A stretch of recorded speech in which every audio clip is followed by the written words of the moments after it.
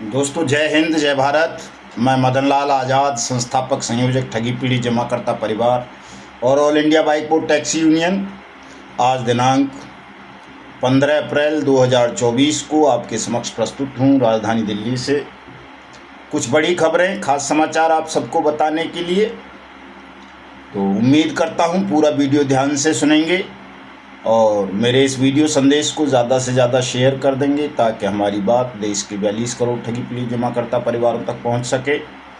जिन साथियों ने अभी तक हमारे YouTube चैनल को सब्सक्राइब नहीं किया है वो इसे सब्सक्राइब भी ज़रूर कर लेंगे, लाइक और कमेंट भी अवश्य कर देंगे ताकि आपके मनोभावों का हमें पता चल सके और हम उसी के अनुकूल योजना बनाकर, रणनीति बनाकर देश में एक ऐसा अहिंसक लोकतांत्रिक सत्याग्रह आंदोलन खड़ा कर सकें जिसके मार्फत या जिसके माध्यम से हम देश में भुगतान की गारंटी के अधिकार, अनियमित जमा योजनाएं पाबंदी कानून 2019 को क्रियान्वित करवाकर सबका भुगतान करवा सकें। तो साथियों, बढ़ते हैं बड़ी खबरों की तरफ। स्वागत है आप सबका आज के इस एपिसोड में युगांतर न्यूज़ पर और ठगी पीड़ित जमाकर्ता तप जप परिवार में।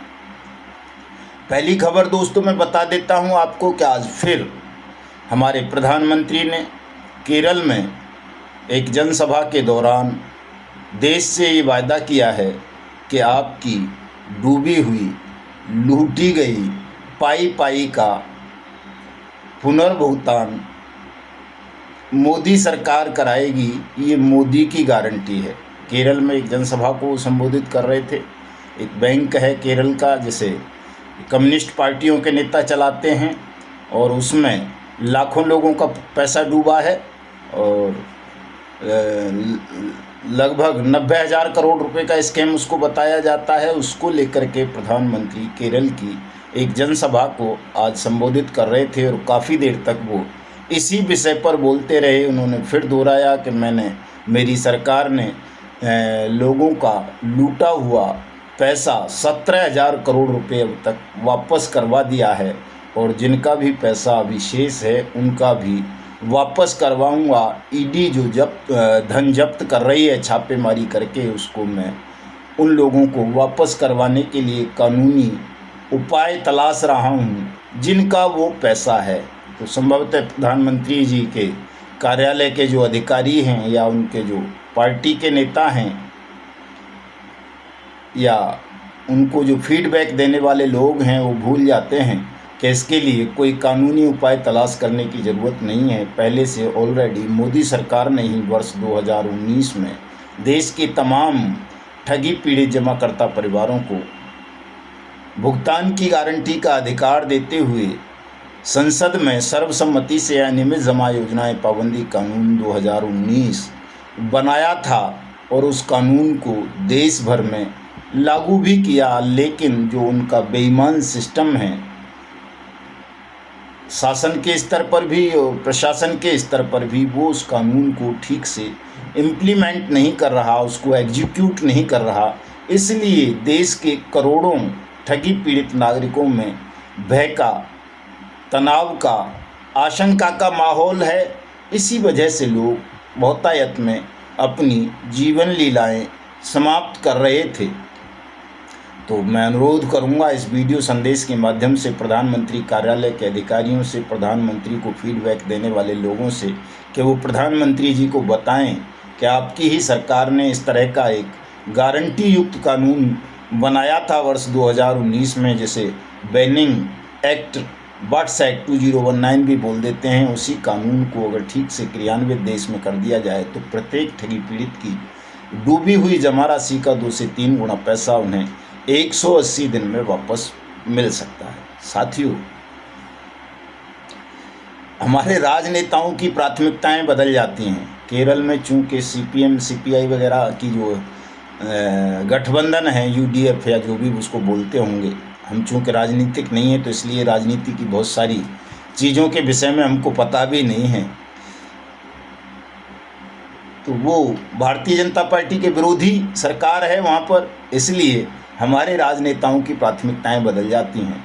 जो बात केंद्र में सत्तारूढ़ भारतीय जनता पार्टी के लोग विरोधी दलों के द्वारा शासित राज्यों में बोलते हैं, वो बात वो अपने राज्यों में नहीं बोल पाते हैं कि उनके अपने राज्यों में भी बहुत बड़े स्तर पर लोगों को ठगा गया है, लूटा गया है उनका पैसा। उसको वापस करवाने की जिम्मेदारी भी सेंट्रल गवर्नमेंट की ही है अकॉर्डिंग टू लॉ और अकॉर्डिंग टू बार्ट्स एक्ट 2019। चूँकि बार्ट्स एक्ट 2019 ये कहता है कि जो भी मल्टी स्टेट स्कैम हैं उनकी जांच केंद्रीय जांच एजेंसी करेंगी और सेंट्रल गवर्नमेंट ही उनके लिए बार्ट्स एक्ट अथॉरिटी का गठन करके उनका पैसा, उनकी जमा राशि का 2 से 3 गुना 180 दिन में वापस कराएगी। तो मैं उम्मीद करता हूं कि प्रधानमंत्री के जो भी एडवाइज़र्स हैं, उनको फीडबैक देने वाले लोग हैं, वो प्रधानमंत्री जी को अपडेट करेंगे इस कानून के विषय में और इस कानून को मोदी की गारंटी के रूप में देश भर में लागू करवाकर तमाम लोगों का, ठगी पीड़ितों का धन उनको वापस करेंगे। दोस्तों, हमारी बातें हमेशा ही कुछ लोगों को कड़वी लगती हैं, ख़ास तौर से जो सत्ता में बैठे हों या विपक्ष में हों, किसी सदन में बैठे हों या जिनकी नीयत खराब हो। लेकिन चूँकि हम सत्याग्रही हैं और सच बोलना, ऐसा सच जो लोक हित में हो, लोक के कल्याण में हो, जिससे राष्ट्र प्रगति करे, वो हमें बोल देना चाहिए, भले ही उससे हमारे निहित स्वार्थों पर तपिश आ जाए, आँच आ जाए या उनकी पूर्ति ना हो। घाटा उठा कर के भी, नुकसान सह कर के भी हमें देश के हित में काम करना है, उसके कल्याण के लिए काम करना है। अपने लाभ को हम त्याग देंगे, बात जहां राष्ट्र के हित की आएगी, देश के करोड़ों ठगी पीड़ित जमाकर्ता परिवारों की आएगी। तो उम्मीद है प्रधानमंत्री जी इसको गंभीरता से लेंगे और अब अगली सभा में जहाँ कहीं भी बोलेंगे, आजकल तो वो न्यूज़ पर इंटरव्यू भी दे रहे हैं तमाम न्यूज़ चैनल्स को, तमाम न्यूज़ पेपर्स को, तो उनमें भी वो इस बात को प्रमुखता से उठाएंगे और पत्रकार बंधु भी प्रधानमंत्री से इस संबंध में कोई न कोई सवाल अवश्य करेंगे साथियों।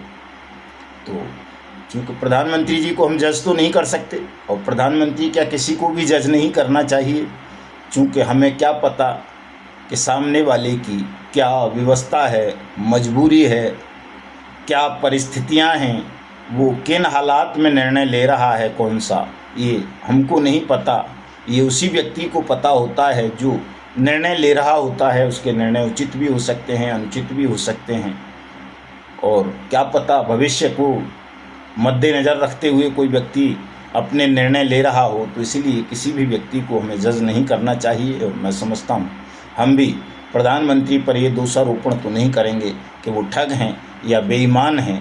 हमें उनकी नीयत पर, नीति पर भरोसा करना चाहिए, चूँकि वो हमारे देश को, हिंदुस्तान को 2029 तक देश की, दुनिया की तीसरी बड़ी अर्थव्यवस्था बनाने का संकल्प ले रहे हैं। उन्होंने अपने विकसित भारत संकल्प पत्र में भी इस बात की जिक्र किया है और वर्ष 2047 तक वो हिंदुस्तान को विकसित राष्ट्रों की श्रेणी में सम्मिलित करवा देना चाहते हैं। तो निसंदेह उनको पता होगा कि यदि हमें हिंदुस्तान को विकसित राष्ट्रों की श्रेणी में ले जाना है, दुनिया की सबसे बड़ी तीसरी अर्थव्यवस्था ऐसे बनाना है, तो निश्चित रूप से हमें सबसे पहले उन अपराधियों पर, उन ठगों पर शिकंजा कसना होगा जिन्होंने देश की भोली भाली जनता को लूटा है, ठगा है और देश को ठगा है, लूटा है। तो ऐसे लोगों पर सख्त से सख्त कानूनी कार्रवाई करते हुए हमें ऐसे लोगों को दंडित करना होगा, ठगों को। और जिन लोगों का पैसा डूबा है, फंसा है, उनका पैसा सरलतापूर्वक हमें वापस करना होगा। तब हम कहीं इन दोनों चीज़ों की जो पहली शर्त है, बुनियाद है विकसित राष्ट्र बनाने की और विश्व की तीसरी अर्थव्यवस्था बनाने की, हिंदुस्तान को, उसकी पहली बुनियाद यही है कि अगर कोई भी मुल्क विकसित राष्ट्रों की श्रेणी में सम्मिलित होना चाहता है तो उसे अपने यहाँ का लॉ एंड ऑर्डर, कानून व्यवस्था बहुत सख्त करनी होगी और अपने देश को ठगमुक्त बेईमान रहित राष्ट्र राज्य के रूप में स्थापित करना होगा। अगर वो ऐसा नहीं कर सकता है कोई भी शासक, तो वो भूल जाए कि वो दुनिया की तीसरी बड़ी अर्थव्यवस्था बनेगा या विकसित राष्ट्रों की श्रेणी में होगा।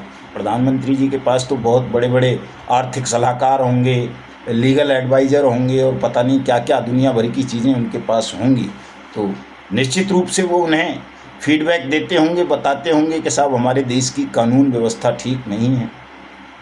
लोग न्याय पाने के लिए, जो अपराध पीड़ित होते हैं देश में, जो वंचित लोग होते हैं, शोषित पीड़ित लोग होते हैं, उत्पीड़न का शिकार लोग होते हैं, उनको न्याय पाने के लिए यहाँ दशकों गुजर जाते हैं, दर दर के धक्के खाने पड़ते हैं, न्याय के लिए लोग मर जाते हैं, लेकिन उनको न्याय नहीं मिल पाता। तो ऐसे राष्ट्र में, ऐसे देश में, जहाँ लोगों को अपने अधिकार प्राप्त करने के लिए, कानून का एग्जीक्यूशन करवाने के लिए, न्याय पाने के लिए, अपना डूबा हुआ धन वापस पाने के लिए इतना संघर्ष करना पड़ता हो, ऐसे देश में विकसित राष्ट्र बन जाना, ऐसे देश का दुनिया की अर्थव्यवस्था बन जाना, बड़ी अर्थव्यवस्था बन जाना, ये बड़ा असंभव सा कार्य है। ये हो नहीं सकता, चूँकि हमें अगर मकान बनाना है, कोई सुंदर भवन का निर्माण करना है, तो पहले उसकी बुनियाद रखनी होगी और वो बुनियाद बड़ी मजबूती के साथ रखनी होगी। और किसी भी देश के विकसित होने की, विश्व की बड़ी अर्थव्यवस्था बनने की यही बुनियाद है कि पहले हिंदुस्तान को ठगमुक्त बेईमान रहित राष्ट्र राज्य के रूप में स्थापित किया जाए। ऐसा हम नहीं कर सकेंगे तो हमारा सपना ही रह जाएगा। चूँकि यहाँ तो पग पग पर प्रधानमंत्री के नाम पर ही रोज़ाना आज भी ठगी की घटनाएं हो रही हैं और ठग बेखौफ घूम रहे हैं। कई ठग तो जो है मंत्रिमंडलों तक में विराजमान हैं। हालांकि कई ठगों को, बड़े बड़े ठगों को प्रधानमंत्री जी ने जेलों में ठूंसवाया है, वो काबिल तारीफ़ है। हिंदुस्तान के करोड़ों नागरिकों के भुगतान के लिए उन्होंने बट्स एक्ट जैसा सख्त कानून बनाया है, उसके लिए वो बधाई के, धन्यवाद के, अभिनंदन के पात्र हैं। हम उनको बधाई देते भी हैं, धन्यवाद भी देते हैं, अभिनंदन भी करते रहते हैं समय समय पर। लेकिन उनकी सकारात्मक आलोचना करना भी हमारा मूल अधिकार है और हम अपने इस अधिकार का प्रयोग करते हुए उन्हें लगातार सचेत करते रहेंगे कि आपकी गवर्नेंस में यहाँ खामियां हैं। अगर इनको ठीक कर लिया जाए तो निश्चित रूप से आप हिंदुस्तान को विश्व की तीसरी बड़ी अर्थव्यवस्था बना सकते हैं और इसे विकसित राष्ट्रों की श्रेणी में भी सम्मिलित करवा सकते हैं। लेकिन पहले आपको ये काम करने होंगे। अपने शासन को वास्तव में आपको ठीक करना होगा, चूँकि आपके शासन में बैठे हुए लोग इतने काबिल नहीं हैं या इतने ईमानदार नहीं हैं कि वो आपकी गारंटियों पर ठीक से काम कर सके। चूँकि हम देख पा रहे हैं कि राजस्थान भाजपा शासित है, इंदी पट्टी की बात कर लेता हूँ मैं, उत्तर प्रदेश भाजपा शासित है, हरियाणा भाजपा शासित है, मध्य प्रदेश भाजपा शासित है, छत्तीसगढ़ भाजपा शासित है, बिहार भाजपा के सहयोगी दलों के साथ उन्हीं का शासन है, झारखंड में उन्हीं का शासन है। यानी कि लगभग देश के 17 बड़े राज्यों में भारतीय जनता पार्टी की सरकारें हैं और जो भाजपा शासित राज्य हैं उनमें भी ठीक से अनियमित जमा योजनाएं, पाबंदी कानून 2019 की अनुपालना नहीं की जा रही, जिस वजह से देश के करोड़ों लोग दर दर के धक्के खा रहे हैं, उनको न्याय नहीं मिल पा रहा। खास तौर से ऐसे लोग जिनको कानून का ज्ञान नहीं है, जो व्यक्तिगत रूप से अपनी लड़ाई अदालत के अंदर नहीं लड़ सकते या जिनका हौसला इतना भी नहीं है कि वो निर्भीकता पूर्वक थानों में चले जाएं, अपनी शिकायत तक दर्ज करवा लें। चूँकि ठगी के मामलों में शिकायतें भी आसानी से दर्ज नहीं होती, पुलिस जल्दी से ठगी के मुकदमे दर्ज नहीं करती और करती भी है तो उनमें भुगतान की गारंटी के कानून, बट्स एक्ट की धाराएं नहीं जुड़ती, जिस वजह से ठगी पीड़ितों का भुगतान नहीं हो पा रहा। यदि हमारी सेंट्रल गवर्नमेंट इतनी सी व्यवस्था कर दे कि लोग निर्भीकता पूर्वक, सरलता पूर्वक अपना मुकदमा दर्ज करवा लें वाट्स एक्ट की धाराओं के अंतर्गत ठगी के प्रकरणों को लेकर, तो निश्चित रूप से उनको सबको उनका भुगतान मिल जाएगा। लेकिन हमारी सरकार ये छोटा सा काम भी पिछले 5 सालों में करवा नहीं सकी है। उम्मीद करता हूँ कि आने वाला जो तीसरा कार्यकाल होगा मोदी सरकार का, उसमें सरकार इस विसंगति, इस खामी की ओर ध्यान देगी और सख्ती से ठगों के खिलाफ कार्रवाई करते हुए अपनी पुलिस एजेंसीज़ को, अपनी प्रवर्तन एजेंसीज़ को ये डायरेक्शन देगी कि वो ठगों के खिलाफ सख्त से सख्त कार्रवाई करें। आम जनता को मुसीबत ना उठानी पड़े, तुरंत उनका मुकदमा दर्ज हो। और जैसा कि वाट्स एक्ट में प्रावधान किया गया है कि 180 दिन में इस एक्ट के अंतर्गत दर्ज मामलों का निपटारा किया जाएगा और पीड़ितों की जमा राशि का 2 से 3 गुना उन्हें भुगतान किया जाएगा। दोस्तों, अगर हम इतना सा काम करवाने में भी सफल हो जाते हैं तो ये हमारी बहुत बड़ी उपलब्धि होगी। इससे हमारे पीड़ित साथियों को लाभ मिलेगा, उनका पैसा वापस मिलेगा और राष्ट्र भी ठगमुक्त बेईमान रहित राष्ट्र राज्य के रूप में स्थापित होगा। और जब ऐसा होगा तो निश्चित रूप से हम वो भी बन जाएंगे जो प्रधानमंत्री जी आम तौर पर कहते हैं, या जो उन्होंने वचन देश को अपने संकल्प पत्र में दिया है। और मैं तो कह ही रहा हूँ बार बार कि मैं तो आज भी अपील करता हूँ कि आप प्रधानमंत्री जी के हाथ मजबूत करें तमाम साथी, ताकि वो अपने संकल्पों पर, अपने वचनों पर काम कर सकें, तमाम ठगों को दंड दे सकें, आपका पुनर्भुगतान करा सकें। जैसा कि उन्होंने अपने संकल्प पत्र में कहा है कि वो भारतीय न्याय संहिता को 1 जुलाई से सख्ती के साथ लागू करेंगे। भारतीय न्याय संहिता लागू होती है तो उसमें ये प्रावधान किया गया है कि ठगों को फांसी होगी, लोगों का पुनर्भुगतान होगा जो भी पीड़ित होंगे। तो करवाइए आप, बहुत अच्छी बात है। हम सब आपके साथ हैं, आपको सहयोग करेंगे, वोट भी देंगे, नोट भी देंगे, लेकिन आप आगे बढ़ें, हिंदुस्तान को ठगमुक्त बेईमान रहित राष्ट्र राज्य के रूप में स्थापित करें, इसको विकसित राष्ट्रों की श्रेणी में लेकर के जाएं, दुनिया की इसे तीसरी बड़ी अर्थव्यवस्था बनाएं। साथियों, कानून बनी गया है, केवल उसको एग्जीक्यूट कराने की आवश्यकता है। आप लोग भी इस संदेश को घर घर पहुंचाएं, इस कानून को ठीक से पढ़ लें तमाम साथी। ये कोई हम झूठी बात नहीं करते हैं कि ये कोई किसी पॉलिटिकल पार्टी का घोषणा पत्र नहीं है। ये संसद द्वारा सर्वसम्मति से बनाया गया वो कानून है जो आप सबको भुगतान की गारंटी का अधिकार देता है। तो इस कानून को हमारे तमाम साथी ठीक से पढ़ लें, तमाम सक्षम और सहायक सक्षम अधिकारियों को पढ़वाएं जिन्हें आपका भुगतान करना है, और साथ साथ इस एक्ट को ही आंदोलन बना दीजिए। आंदोलन कोई सरकार के खिलाफ नहीं कि हमें मोदी के खिलाफ आंदोलन करना है, या योगी के, या सीपीआई के, या सीपीएम के, या शिवसेना के, या जेडीयू के, या ममता के, या किसी और के। इसको जन आंदोलन में परिवर्तित करना है, जन जागरूकता आंदोलन बनाना है, सत्याग्रह आंदोलन बनाना है कि जिन शासकों को इस कानून के विषय में पता नहीं है उनको इस कानून के विषय में बताएं, उन पीड़ितों को इस कानून के विषय में बताएं जिनको पता नहीं है, जिनका पैसा डूबा है और वो तरह तरह के प्रयास कर रहे हैं लेकिन उनका धन नहीं मिल पा रहा। तो उन सबको भी इस कानून की तरफ मोड़ना है कि वो सब वाट्स एक्ट का प्रयोग करें, ताकि हम उन लोगों को निरुत्तर कर सकें जो आपको तकनीकी कारणों से, कानूनी कारणों से और तमाम अन्य षड्यंत्र रचकर आपको आपके भुगतान के अधिकार से वंचित रखे हुए हैं। हमारा आंदोलन सरकार के खिलाफ नहीं होना चाहिए। हमारा आंदोलन सबसे पहले उन लोगों को जागरूक करने के लिए होना चाहिए जिनको इस कानून के अंतर्गत लाभार्थी माना गया है, जिनको इस कानून के माध्यम से लाभ होना है। क्योंकि ये जब ये आंदोलन बन जाएगा हमारा, तो निश्चित रूप से सबका भुगतान भी हो जाएगा।